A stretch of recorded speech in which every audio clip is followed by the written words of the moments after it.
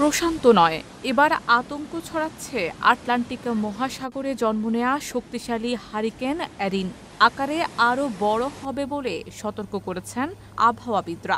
এর প্রভাবে জলোচ্ছ্বাস সৃষ্টি হতে পারে। এই আশঙ্কায় যুক্তরাষ্ট্রের একটি দ্বীপ থেকে সবাইকে বাধ্যতামূলকভাবে সরিয়ে নেয়ার নির্দেশ দেওয়া হয়েছে।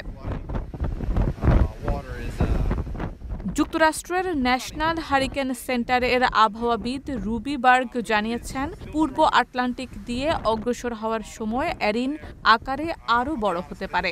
এর প্রভাবে যুক্তরাষ্ট্রের পূর্ব উপকূলের সৈকতগুলোতে বিপজ্জনক উল্টো স্রোত তৈরি হতে পারে। যদিও সিবিএস নিউজ জানিয়েছে, হারিকেন এরিন সরাসরি যুক্তরাষ্ট্রের কোনো ভূখণ্ডে আঘাত হানবে না।